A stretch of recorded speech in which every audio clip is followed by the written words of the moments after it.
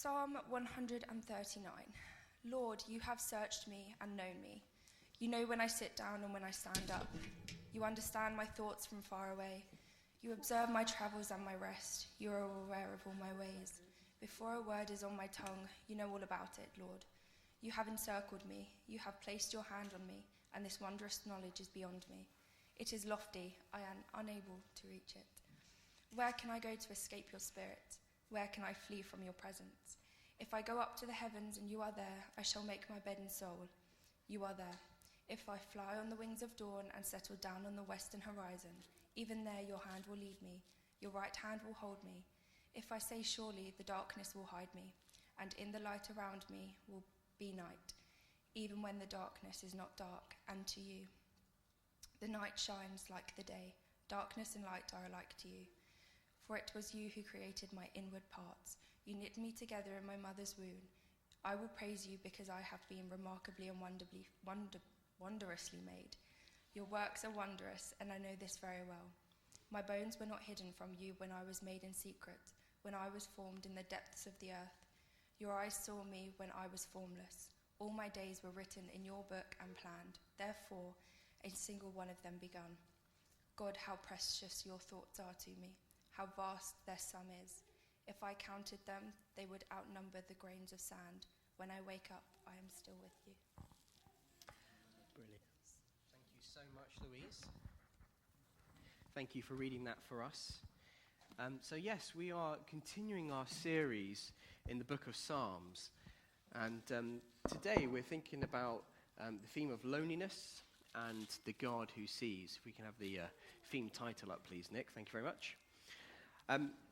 So if you walk through your house late at night, it's a strange thing walking through your house late at night.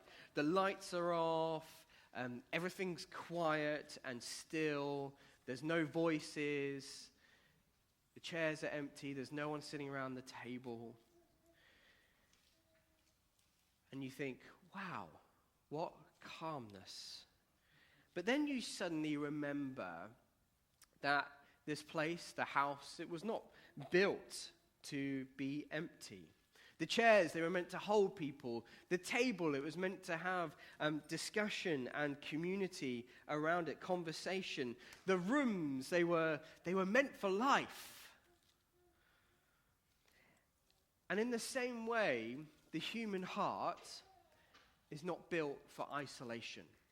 We are not made to be isolated and alone.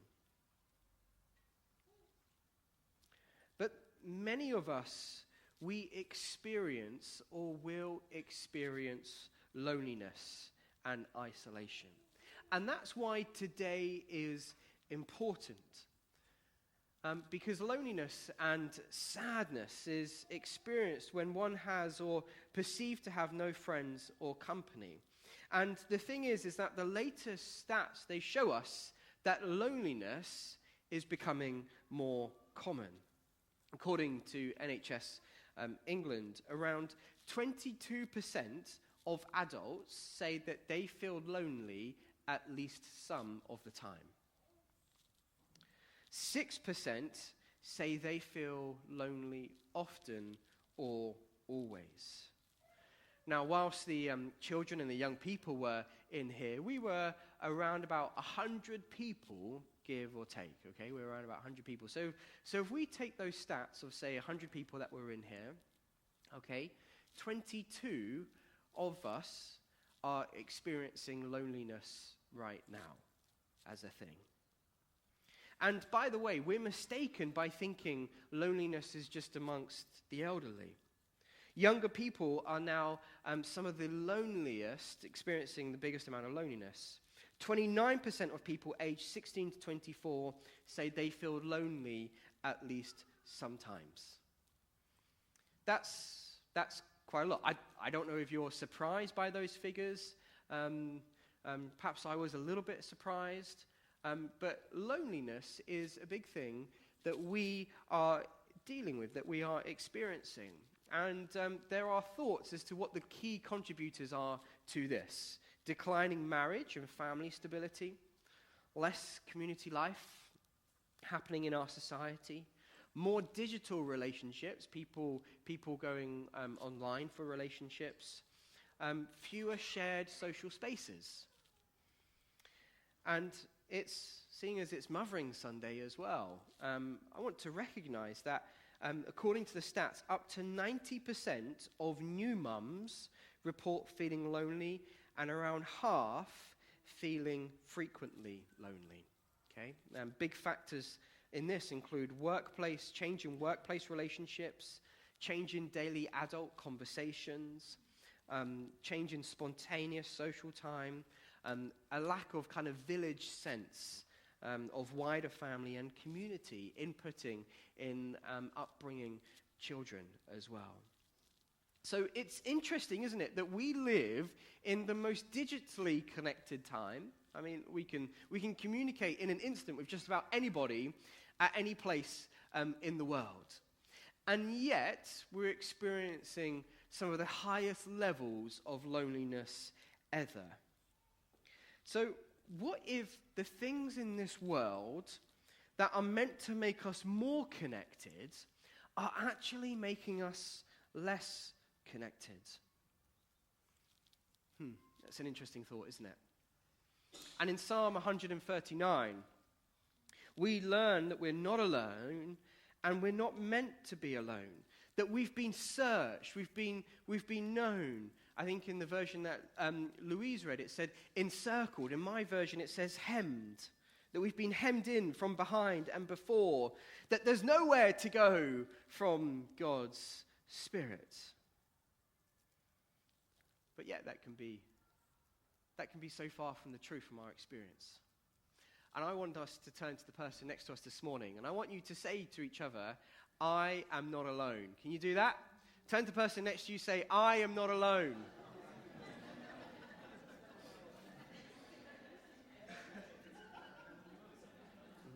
Turn to the person behind you and say, you are not alone.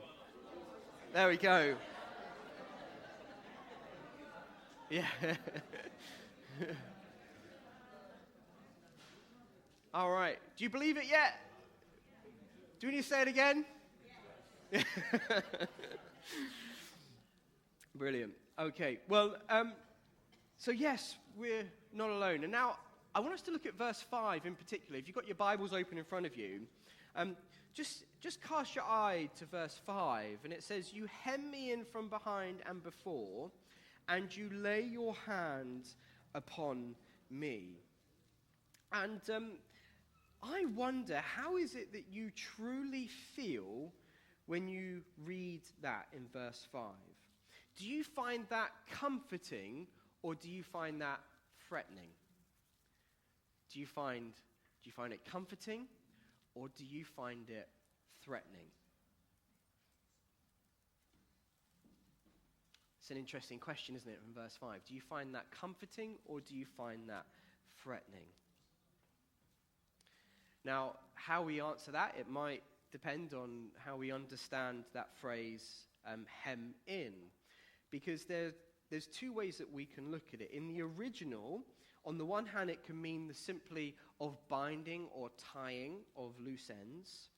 Or it can have a more sinister meaning behind it as well. Because that phrase is used in other parts of the Bible, and it can literally mean to lay siege to. Okay, that's what that phrase can mean, to lay siege to. And we see it used in places like Deuteronomy chapter 20, verse 12. And in that context, it's around an army and how an army that would come and literally encircle a city and capture a city. Okay, so you see, it does have slightly more of a sinister meaning to it. But for me, as I was reflecting on that, and I was really asking God the question, God, do I find that comforting, or do I find that threatening? And I felt like God was saying to me, well, James, it depends how you view me. It depends how you view our relationship. So if we take, for example, the relationships or lack of relationships that we have with the companies of the websites that we visit. Okay, every time that you go on the that you go on a website, there's a little message that pops up, and that message, it wants you to accept cookies on the website. Unfortunately, it doesn't actually mean biscuits. What it's asking you to do is it's asking you to click accept so that website can gather data on you. It can gather data on how you interact with the website. It can gather data on how you interact with other websites as well. And then it stores that data about you. Okay, now, I don't know about you, but I find the whole kind of online security world, I find that quite threatening. Because I don't really have a kind of relationship with these big tech companies. I know that they're doing these really clever things behind the scenes, gathering data on me every time I go on these sites. But I don't have that relationship. They know me, but I don't really know them. They have all this data about me, and yes, hey, we could go and click, what we're signing up to, but who really goes into finding out every single website what information they're exactly collecting about us? So out there, all this information collected about us, but what are they doing with it? Are they selling it? Are they using it for other purposes? Are they controlling algorithms by which we go on other websites and so on and so forth? And there's a part of me that just doesn't want to think about it because I don't want to know. But it's an important thing, That kind of thing is threatening for me. But if you look on the other hand, take the example of a healthy, functioning relationship that a mother with their son or daughter has. For a son or daughter to be really known by a mum who loves them, who knows everything about them, who knows what kind of sandwich they want, whether they want ham or cheese, or whether they want both in their sandwich, and will make that sandwich for them. It's out of a place of love. It's out of a place of care. And so to be known and to be hemmed in by the love of a mother in that kind of context, I don't think that's very threatening. I find that incredibly comforting. And so if we take those examples and we think about Psalm 139, I think if our relationship with God is that we know and we trust him and we've allowed God into our lives and we've experienced his goodness, then I think 139 is comforting. But maybe this morning, if your relationship with God isn't quite right, isn't quite at that place, if you view him as this distant being somewhere up there in the clouds, then I can see why that's threatening. I can. And I can empathize with you. But what God wants to invite you to this morning is he wants to move you from that place of being threatened, of being out on your own, of feeling like that you've got all these dangers around you. And he wants to invite you into a place of fellowship. He wants to invite you to sit in the seat around his table, the great big heavenly banquet that he's preparing for people. Because his desire is for you to not be alone. His desire is for you to not be lonely. And that is the difference. But I recognize that maybe this morning there might be a sense of numbness, okay? Maybe there are some people here this morning, you're not sure if you're connected with God, you're not sure if you're lonely, you just feel a bit numb. You just feel a bit numb. And perhaps, we're still seeing the impact of these COVID years. They were hard years, weren't they, COVID? I don't know about you, but I found them really hard. And I think I only realized after COVID, after coming out of it, just how traumatic it was being apart from community or having to adjust to how we did community. But if that's the case, if you're feeling numb this morning, then you can take comfort in the fact that God himself, he experienced loneliness. Have you ever thought about that? You ever thought about how God experienced loneliness? Jesus' experience was that he was abandoned by his friends. Crowds, they mocked him, and his father seemed distant as he cried out, my God, why have you forsaken me?" Christianity is the only faith where God himself experienced loneliness so we don't have to.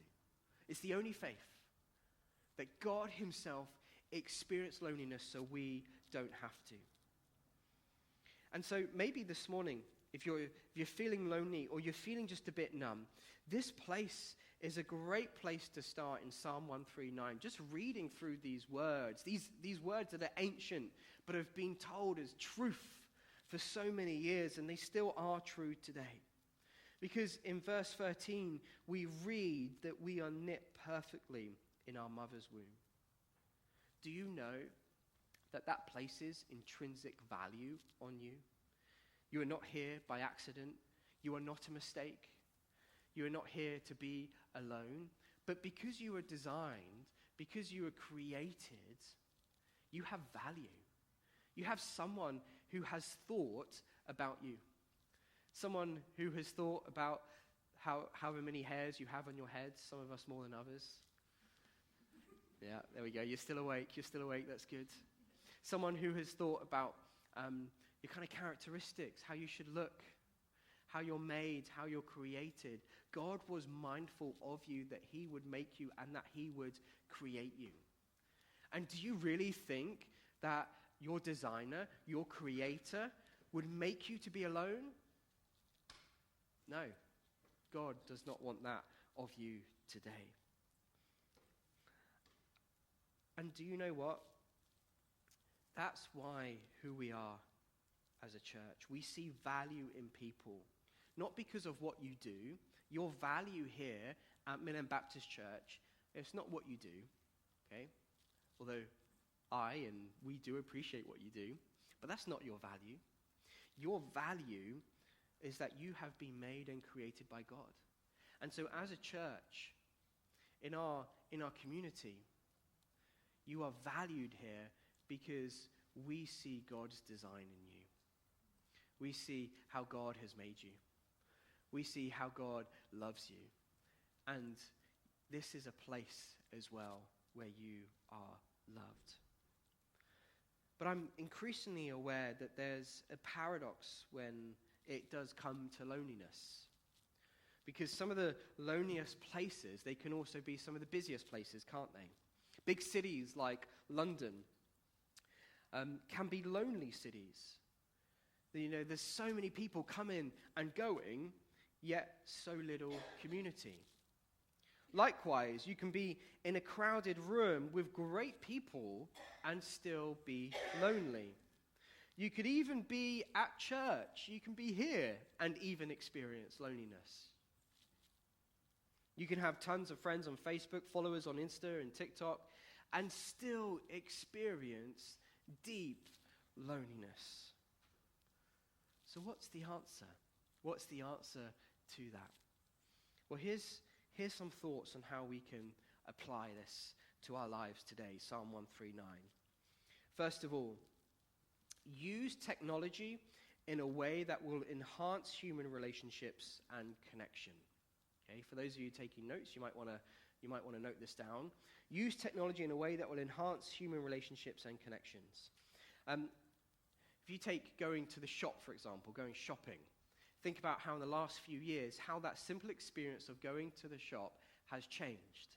If you went to the shop even 10 years ago, in order to buy something, what will you have had to have done? You will have had to have interacted with a human being.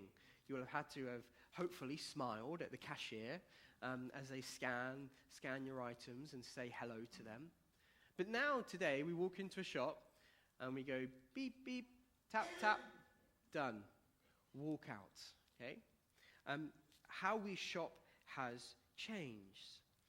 You know, there's no words, no eye contact, no human interaction.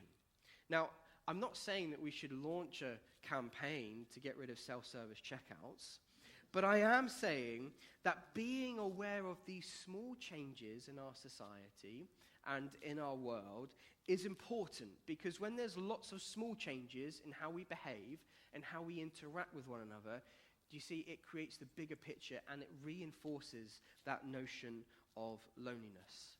So look, technology, okay, it's here to stay whether we like it or not. And we're going to need to learn and to be intentional about how to have good, healthy human relationships in an increasing digital world. That's the truth. So what can we do?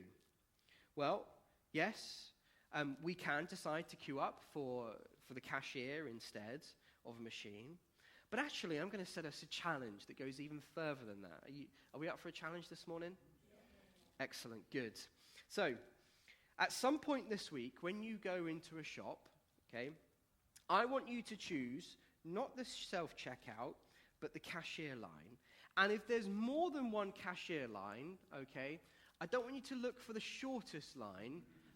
I want you to look for the longest line. All right? I want you to look for the longest line in the cashier, whatever, lane. All right?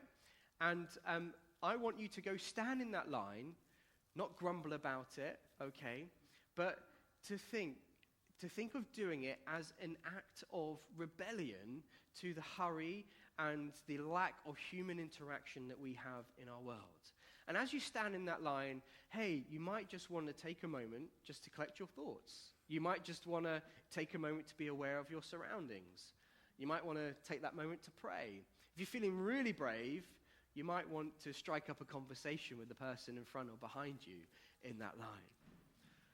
But do you see, changing our behavior, it can help change our hearts. Instead of seeing things as inconvenience, to just be aware, to just slow down a little bit. To have that time for eye contact or small conversation. So try it this week. See how you get on. And if you've got any fun stories from it, I want to hear it as well. Now, also, if you do use things like AI, artificial intelligence, okay, then I want to encourage us to use it in very specific ways that enable us to enhance human relationships. So, for example, I'm learning to use it in ways that will allow me to prioritize human relationships. I found things like AI great for admin tasks, such as completing risk assessments and coming up with different policies and so on and so forth. And that would otherwise take me hours to do myself. Now I get AI to help me with those kinds of things. And do you know what that does? That frees me up to have a bit of time to have a conversation with someone else. That frees me up to spend more human interaction. So don't use AI as a replacement for human relationships. You know, there are cases where where people are using AI as counselors. People are also building romantic relationships with AI. This is genuinely a thing. So I want to say that if we're moving to this technology-driven world that is forcing us or pushing us, directing us to loneliness, to being alone, let's think about how we use it to our advantage and how we apply this to our lives. So that's the first thing. Second thing, very simple. We're doing simple points this morning. Memorize parts of this verse, parts of this passage. And I say this as a challenge because loneliness isn't simply being alone. Loneliness is feeling unknown, unseen, and unheard. Psalm 139, it tells us that this isn't true. Okay, it tells us. So reciting it, it will rewire our brains and it will rewire it for God's truth. Thirdly, check in with someone this week. Check in with a friend, okay? Because in much of society, you are an account number, an NHS number, a national insurance number, but not here. We're a community. You're not a number here. Many people assume that everyone else is connected while they feel lonely and isolated. And the truth about loneliness is it thrives in silence. As soon as we admit it, we realize that we're not the only one. C.S. Lewis says, friendship is born out of one person saying, "What? You too? I thought I was the only one." So it doesn't have to be a kind of brash kind of walking up to someone and saying, "Excuse me, are you lonely today?" No, that's not what we're saying, okay? But it could be walking up to someone and saying, "Hey, tell me, what were some of the highs and lows of your week?" You know, easy as that. So, next one, be consistent in community life. The things that we do here at Mill End, it is directed to human flourishing relationships. So joining a small group, prayer group, joining a team, making a difference. And hey, do you know what? Just being around. Just come and being around. Sometimes we don't realize the power that our presence has, just being here, just having a simple conversation with someone. Do you know, the amount of times that I've heard, I almost didn't come to this or that because I was feeling tired, but I'm so glad that I did. I've heard that quite a lot, or something similar to that. And that shows that there is value in consistency and sometimes making a choice to do something because you know that it's really good for you, even if we don't 100% feel like it. This is a beautiful community to be involved in. And we're continuing to see God do great things. So, as a church, we're getting ready for an increasingly lonely world. But what we're doing is very strategically, is we are putting ourselves in a position where we can speak hope and truth into that loneliness that our society is going to be increasingly experiencing. And the best thing that we can do is we can start applying these truths in Psalm 139 into our lives, so that as society becomes increasingly lonely, the church community becomes that radical place of difference where people can be known, where people can be loved, where they can encounter that kind of community and friendship that, hey, we're all craving for and we all need because of what Jesus has done. Jesus, he lived, he died for us. He experienced loneliness and separation from the Father so that we don't have to. That is the wonderful gospel good news. And so perhaps this could go some way to explaining why we're experiencing the quiet revival that's happening in our land, an increase in people returning to and exploring faith and church. So let's be ready for that. Let's get ourselves ready. Let's prepare our hearts. And I'm going to come into land here. Remember in Jesus that we see this most clearly, that God in him, God entered this world, not to leave us in our loneliness and our sin, but to rescue us. And his promise is that whoever joins their life to his will never be alone, but will be heirs of his kingdom. We're heirs of his kingdom. We're not alone. And do you know what? We're heirs not as slaves, but as sons and daughters. That's God's desire for you. That's God's desire for our community. Isn't that good news? Amen.